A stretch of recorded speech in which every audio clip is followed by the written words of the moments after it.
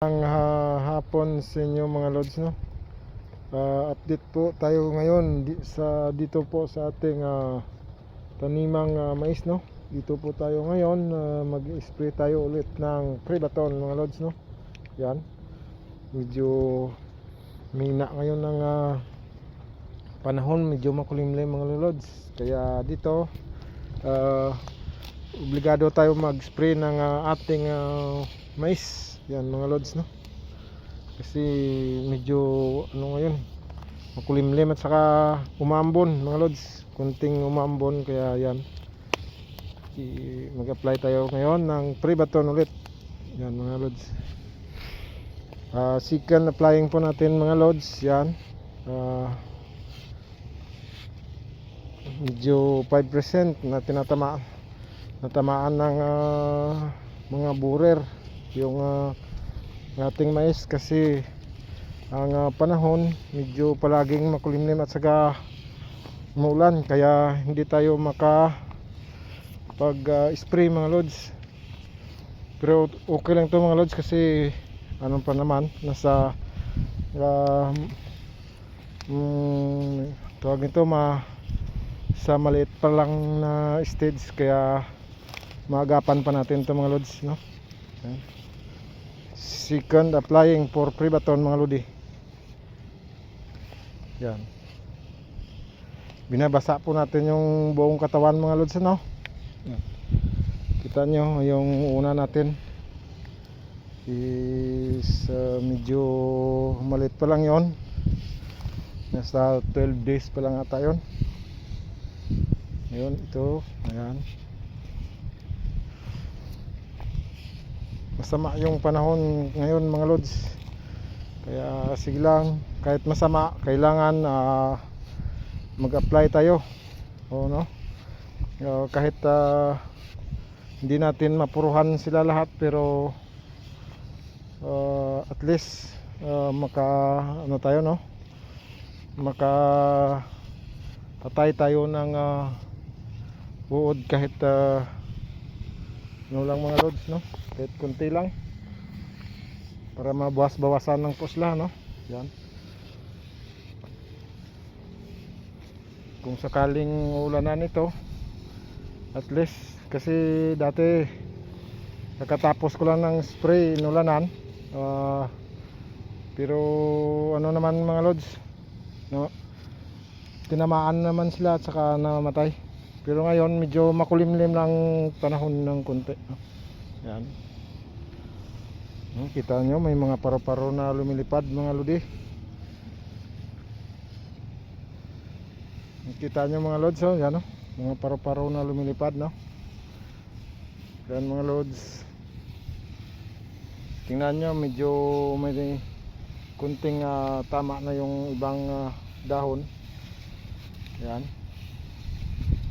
Pero kayang-kaya ni Prebaton yan patayin mga lods. Saka maliit pa naman yung ating mais.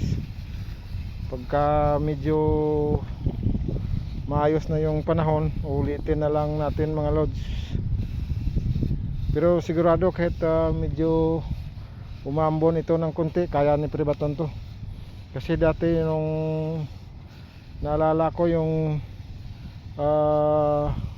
nag-apply ako ng Prebaton, kakatapos ko lang mga lods, walang 5 minutes siguro, or 7 minutes, naabutan po ng malakas na ulan. Pero pagka mga 3 araw, tiningnan ko yung mga uod sa loob ng mga mais, doon sa talbos ng mais nandyan, nakikita ko patay naman sila mga lodi. Ayan. Kaya ngayon ito, tingnan natin mga lods kung kaya na Prebaton to patayin. Medyo na-delay lang tayo ng konti mga lodi,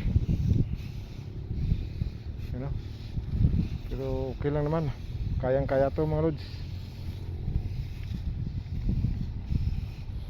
Malaki na mga lods. Tingnan yung mais natin, no? Parang kailan lang malapit nang magdala ng bulaklak to mga lodi. Tawag sa amin biraho. Malapit na tong mga bulaklak. Yan. Kaya ngayon nasa 25 days na to. 25 na mga lods, no? Mabilis lang yung panahon mga lod. Yan. Parang kailan lang mga lods. Yan, no? Malaki yung tama ng uod yan mga lods. Kasi nga hindi tayo nakapag-apply nung isang linggo kasi palagi na lang malakas ng ulan. Pero yung maganda lang mga lods, kahit tumulan umepekto pa rin si Prebato, no? Tingnan nyo, hindi, ano naman, no? Yan, isahin natin. Kita nyo, hindi naman masyadong hindi naman siya lahat na tinatamaan, no? Pa unti-unti lang naman. Nasa hindi nga nakaabot ng 5% na, nasa 2% lang siguro mga lodi. Ayan.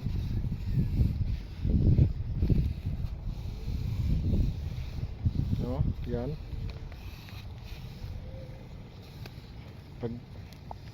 Kaya sa ating mga solid supporters dyan, siguro maraming ka nang makukuhang mga ideya po sa atin, no? Yan, sa pag-apply ng abono, mga after 2 days or tomorrow, mag-apply tayo ulit mga lodi ng ng abono. Mag-apply tayo ng partaba ulit dito mga lods. Yan, tingnan nyo mga lods, no? Yan. Yan na po.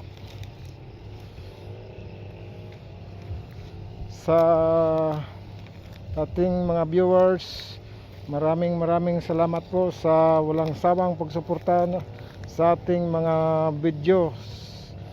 At saka sa mga bago, paki-pindot ng notification bell at saka paki-share and like ng ating mga videos mga lods, para marami naman tayong mga manonood at saka baka makatulong tayo sa ating mga ka-garden, no?